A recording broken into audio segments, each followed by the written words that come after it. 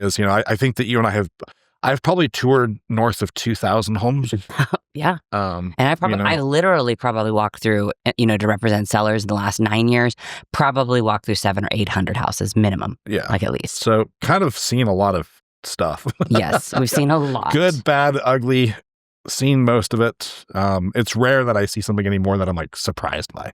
Not much can phase us. Yeah, I'm like, I've seen this like 4 times. Like sellers will be like really scared to tell something like, I deal with this on every list. Not a problem. We can fix it. Yeah, exactly. So, I think what most buyers go in looking for, and newer agents too, like the fun stuff.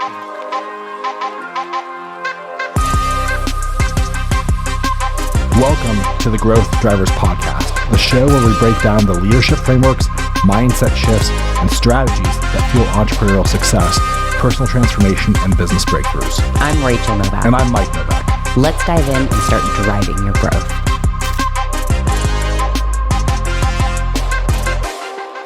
All right. Welcome back to another episode of the Growth Drivers Podcast. This is Mike and Rachel.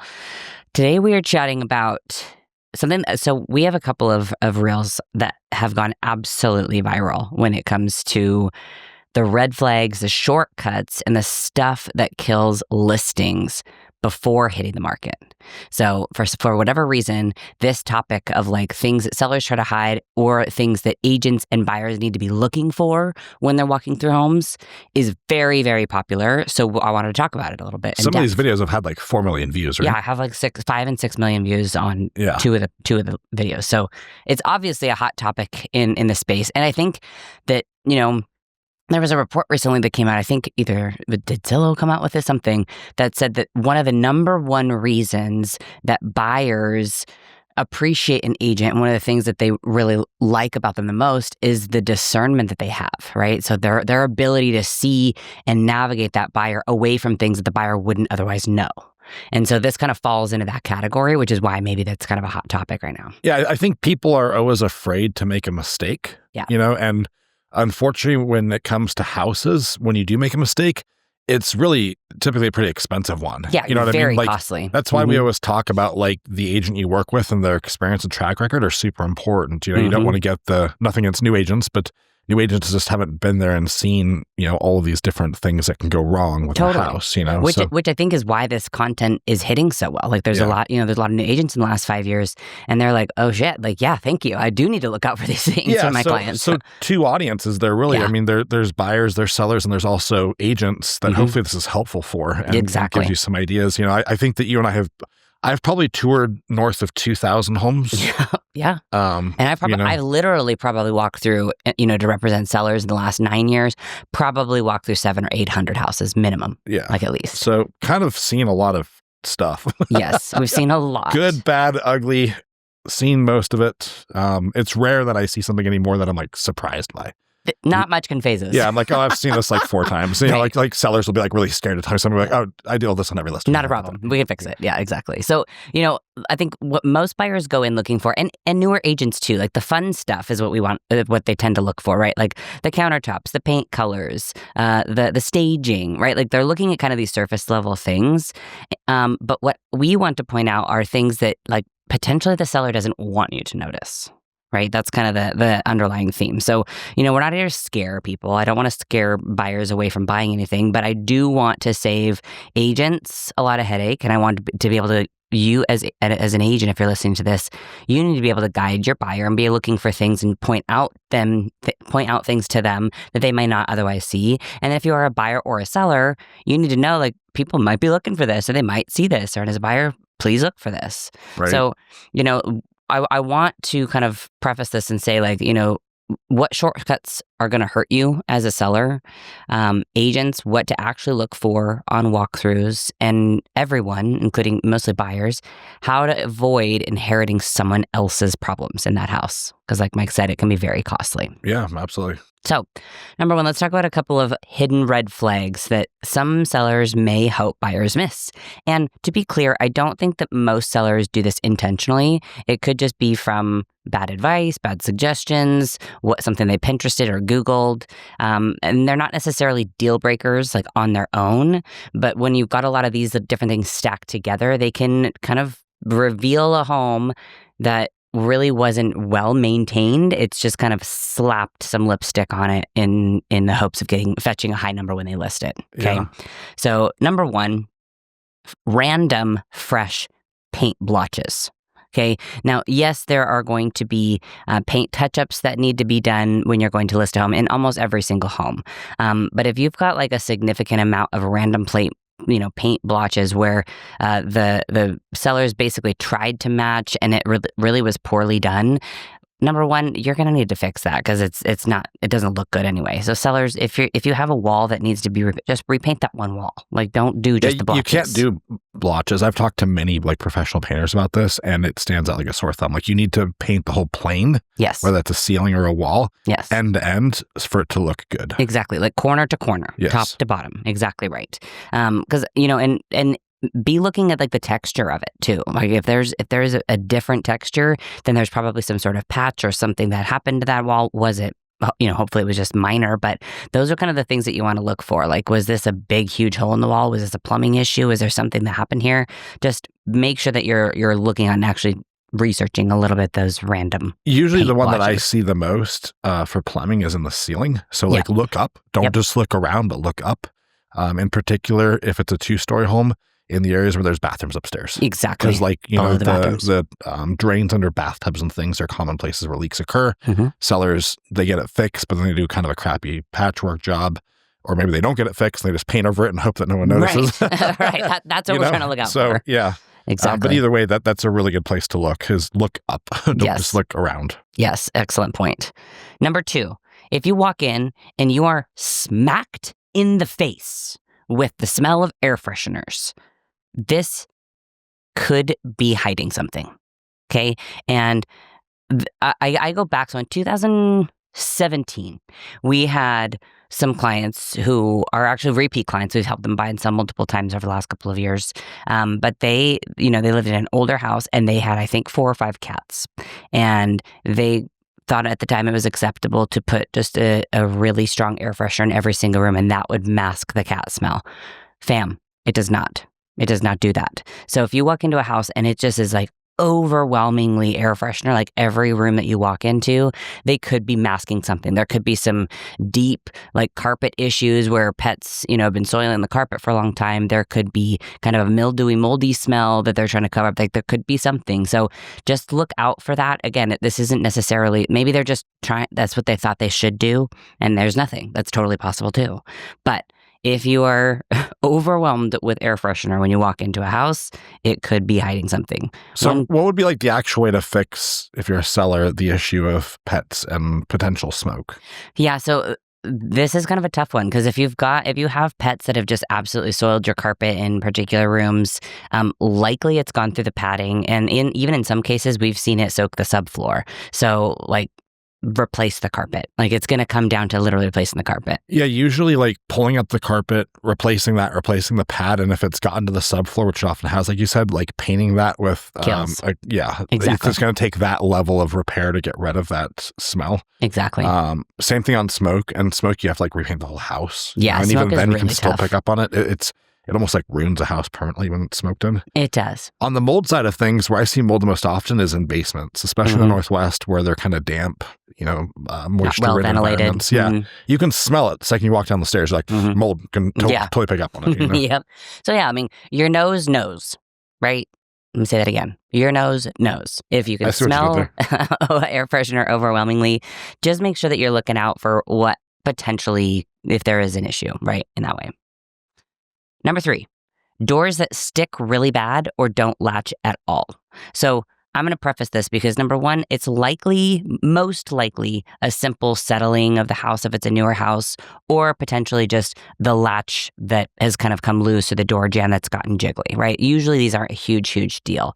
But in extreme cases where doors are really sticky, or there, is a really big issue with being able to open or close it all the way, or you can see the door jamb really, really crooked, you definitely, or if there's multiple in the house, you definitely want to make sure that if you do offer on that house, that the inspection or the inspector is looking at the foundation, looking at, the crawl space area, that there is an actual settling in that house. Yeah. And I think settling is normal, some settling, but it's like those, especially in Everett and parts of Snohomish where you have those like 1900s foundations, like the post and pier foundation, where you see like 2 inches of settling could be very, very problematic and expensive. Yep, exactly right. So again, none of these on their own are like a huge red flag. But stacked together, multiple of these items could be a big deal. We already kind of mentioned this one, but again, making sure you're looking up at the ceiling, not just at the walls when you're walking through a property. I also like to either shine like my phone flashlight or bring a flashlight to kind of be able to see the texture of it. But if there is texture or lack of texture on any part, like one section of the ceiling, there's a really, really significant chance that there was some past water damage, especially if it's a 2-story house. So make sure that you are always looking up, agents. Buyers are not going to be looking up most of the time. They may take a peek at the light fixture, but they're looking at the layout, they're looking at the appliances, they're looking at the pretty things. So make sure you're looking up at the ceiling for them. Yeah? Yeah, 100%. Cool. The next one, again, not a huge thing, but painted over caulking. So, and by I say painted over caulking, I mean like I'm looking at all the caulking all through, like around sinks, around toilets, around shower tubs. I'm looking around kitchen, countertops where it meets the backsplash. Really, I'm just looking for sloppy maintenance, right? If it's really poorly done, or if you can tell somebody did it, or they've painted over to try to hide something in the bathroom. The where this came from was there was a house that I walked through, and we did end up listing, but I walked through before, and the person had tried to paint their own bathroom cabinets, and they ended up also painting the Formica countertops to match, and it was really not done well, not at all. So that's kind of where that came from. Just be looking at the quality of work that's done in those kind of areas. And sellers often try to do the caulking themselves. Caulking and paint are like two that I see a lot of sellers DIY it, and both of those are actually kind of tricky things to do. So if you can afford to do it, I would definitely hire those out. Yeah, I mean, handymen and contractors that do it all the time can get it done in literally 1/10 of the time that you can. It just looks so much better, too. Yeah, they do it every single day, and they make it look nice and clean, for sure. So, another one, new flooring in only one area. So, I got a lot of heat on my reels for this specific one. So many people were like, well, people can only afford to replace the flooring in one room at a time. Totally understood. But there is a way to replace flooring if you're doing it for an actual upgrade that still matches relatively the rest of the house. What I'm talking about is, okay, we've got laminate flooring, like LVP vinyl flooring all throughout the downstairs, but then at this area, when it goes into the kitchen, it changes and it's a different type of LVP. Like they had to replace it after the rest of the flooring was replaced. If there is flooring inconsistency, it's possible that something happened. There was water damage, or the flooring got damaged, and they did not replace it at the same time. It's been since the original flooring was done. So simply ask, hey, what was this flooring replaced afterward? Why? What happened? That's all. Not necessarily inferring there was something, but that's something to look out for. It's kind of a pet peeve of mine when people use like 4 different kinds of flooring. I can't do it. Mm-hmm. And I think buyers find it really annoying and a big turnoff. I showed a house actually a couple of weeks ago. There was 9 different kinds of LVP in the house. Ooh, 9. Yes. And in multiple areas, there was 3 or 4 intersecting one another. Oh, my goodness. Nope. So, yeah, if you can only afford to do one room, maybe just hold off on doing that one room. Yeah. Or like, so for instance, I have a listing right now that we're working on. We're going to be listing in Q1. And they had actually like a fire next door, and they needed some cosmetic and structural work that needed to be done. So it's all been done beautifully and professionally. However, the contractor decided to put a new and totally different type of LVP in the primary bedroom as totally different from the rest of the entire upstairs. So all the other bedrooms, the main area, the loft, the bathrooms, all have this really nice warm LVP, and then the bedroom has this gray LVP.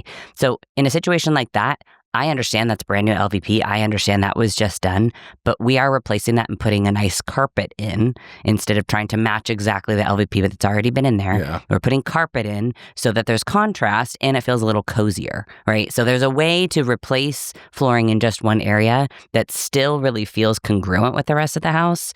Please do not do a Pinterest patchwork quilt through your home and do different flooring all through your home. That's crazy. Another one that we see when people are trying to kind of update their landscaping, freshen up their garden beds, they will pile mulch ridiculously high against their house, okay? And one rule that inspectors and appraisers are always going to look for is if there is ground cover, mulch especially, touching siding. So if it's like piled up on the siding, so it's okay to be touching the concrete foundation. But if it's piled up so high that it's like pushed against the siding, that's going to be an issue. Now, as a buyer, again, that's not a red flag on its own, but you definitely want to take a look around the entire house, like especially if it's all brand new mulch, like was this just like a freshen up job, or are they hiding something that's going on? Yeah, and also if you do have mulch touching siding, it's going to get called out in any inspection report. Exactly. Because it causes rot. Exactly. So again, with these items that we've just kind of listed, these alone aren't a big deal, right? They're just simply potential warning signs or maybe red flags of things to look for.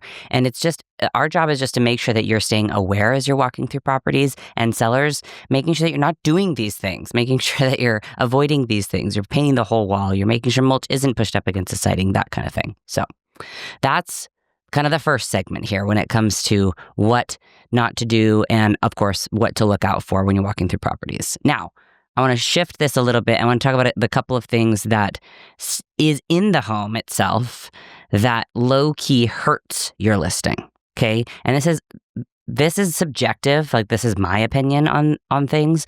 And after listing hundreds and hundreds of houses over the last 9 years, I have I have the exact same formula. I have the exact same pre-listing checklist and walkthrough advice that I give to every single client, and it works every time. So I'm speaking from experience here, because when you're preparing to sell a house, like, you're not just decluttering what's in it. You're literally removing distractions for the buyers to be able to see your property in a really objective way. Okay, that's what we want. Our goal with getting a property to sell, or getting a property ready to sell, is to appeal emotionally to buyers. So these are a couple of ways to do that, okay? Number one, remove all personal photos. Remove every single family photo, kid photo, grandparent photo, every single photo from your walls, desktops, dresser tops, everywhere. What happens when you leave those photos in the listing is, as the buyers are walking through, or especially in the photos online, if you see a face in the photo, it's a little creepy. But when buyers are walking through the home, they're going to constantly remind the buyer that somebody else lives there, that a happy family currently lives in that house, which subconsciously immediately removes any sort of emotional attachment that the buyer can form with that house. What about the house that's got like 5 pictures of Jesus in it? We'll get there. Okay. Don't worry. That's one of them. We'll get there. But this is very important. If you have I've walked into so many homes, and there's like this huge canvas on the dining room wall of this beautiful family that lives in this house. Well, the buyer is walking in. They see this photo. They don't know these people. Now they feel like they're intruders. They feel like they're intruders in these people's home. So agents, tell your sellers to remove all personal photos. Sellers, remove your personal family photos, okay? Number 2, trendy decor with writing on it. Now, we have to be very, very careful. Like, there's some writing that you can kind of get away with if you have like a farmhouse themed bath or a farmhouse themed kitchen and it says farmhouse above the pantry, or if it says pantry on the pantry. There's some things okay.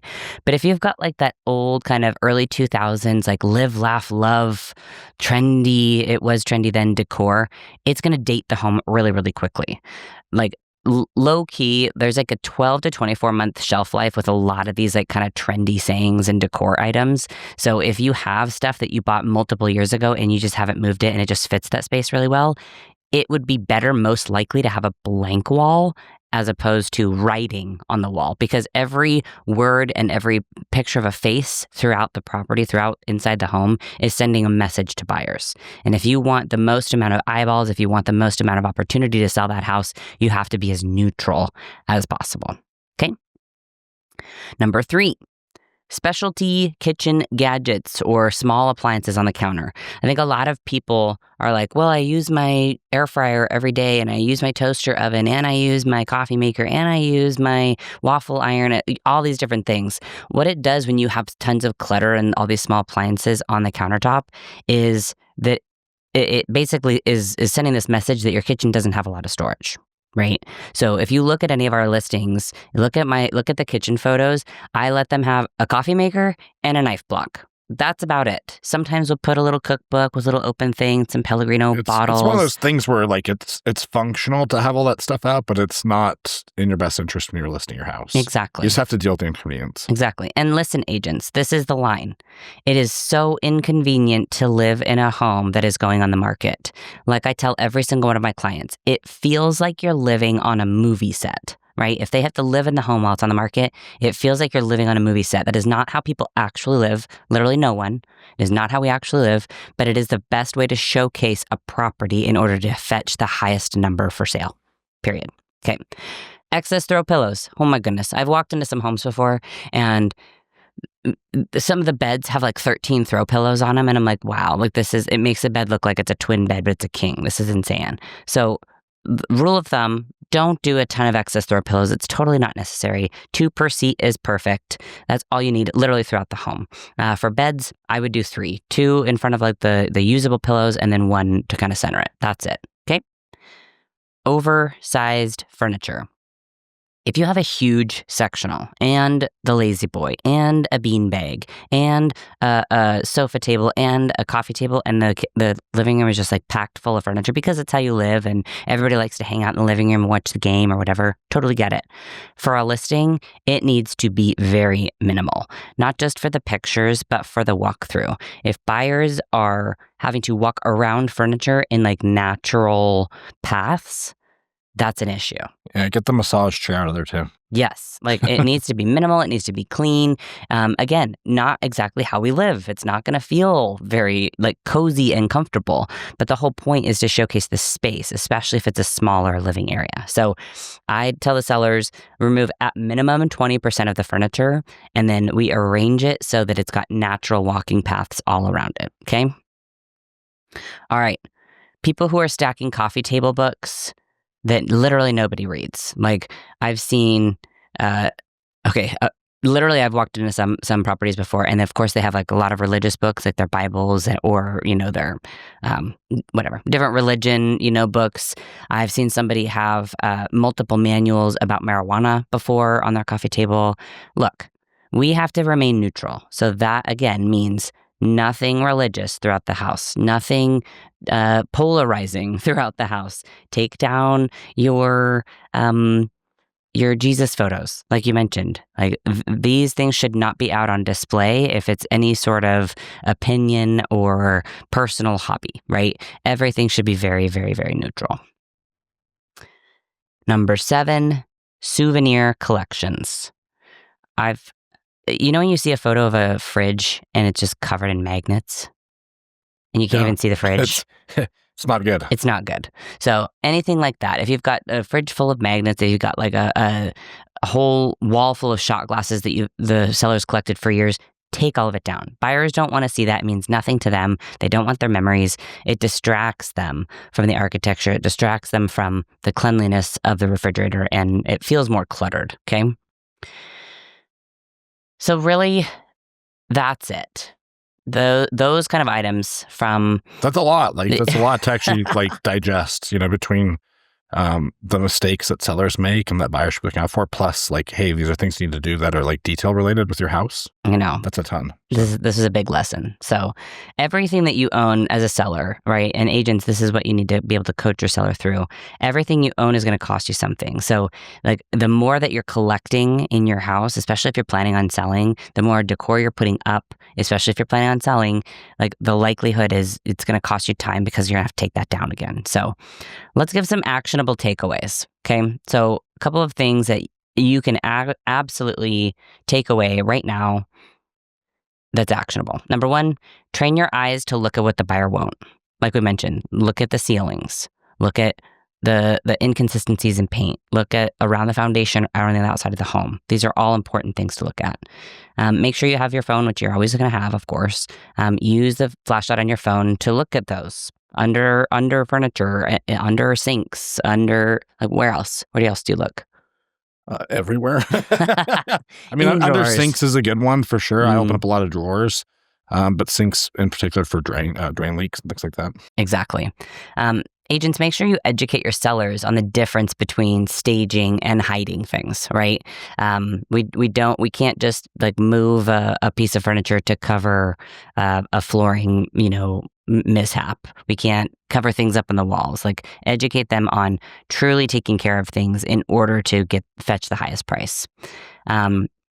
The thing that I've been giving away that I created was a pre-listing checklist. So make a pre-listing checklist for your sellers of the top 10 shortcuts that they can take. There are things that they should do, and then of course the things that they shouldn't, which we outlined today. And then coach sellers to remove 30 to 50% of their belongings. Clear shelves, clear horizontal spaces, your desks and your dressers. This is not just decluttering, but this is making sure that the house itself is really attractive and sellable to buyers as they walk through. And then do not list a home with 17 Glade plugins all throughout the house. Okay. Talk to them about how to actually remediate a smell if there is an issue.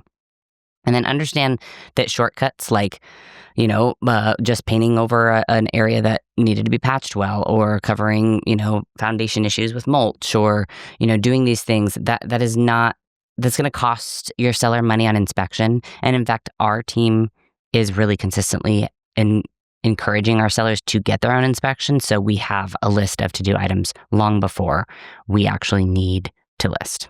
So agents, use this. You might need to listen to this again, maybe 3 times, to write down all these different things. We went through a lot today, but use this on your next walkthrough, right? Be honest with your sellers about what they can do, what they can't do. It is in their best interest to be honest with them. So make sure that you are really, letting them know what needs to be done and what they can kind of quote unquote get away with. And then for sellers, prep early. Like, be thinking about this stuff, be decluttering, be boxing things up, be getting rid of things, especially if you're planning on listing in the next couple of months. We're working with people who are 3 months, 6 months, 9 months away from listing, and even longer than listing their properties. And we've already provided them our pre-listing checklist. We've already done the walkthroughs to kind of give them an itemized list of what they should and should not be addressing. Some have already done inspections months ahead of time so that they have a to-do list for a handyman. Like, these are all important things to do. We are moving into a market now, or we have moved into this market now, where you can't get away with, selling a home with a bunch of items. Like, buyers will find them, and buyers, you should find them. Like, this is a lot of money that you're buying for a home. So anything else on that, Mr. Novak? What I've just noticed with buyers is they tend to spend about 15 minutes in a home when they're touring it. Like, they kind of get in this rushed pace of touring, and you want to kind of slow it down a little bit, because in 15 minutes you can't see all of these things, right? So you got to rely on your agent a little bit, but as the buyer, just slow down the tour a little bit. Yeah. Like, actually, spend some time in the house. What I've seen is some buyers that really rush the home touring process, and then they do the home inspection once they go under contract, and they're like, oh my God, there's all these issues with this house. And they haven't even gotten the report back yet. They've just spent more time in the home. So don't let that be you. It's a great call. And as an agent, right, if you listen to this as an agent, make sure that you are pointing things out to your buyers. Like, help them be more present and aware and curious while you're in the home, right? Point out something that you see.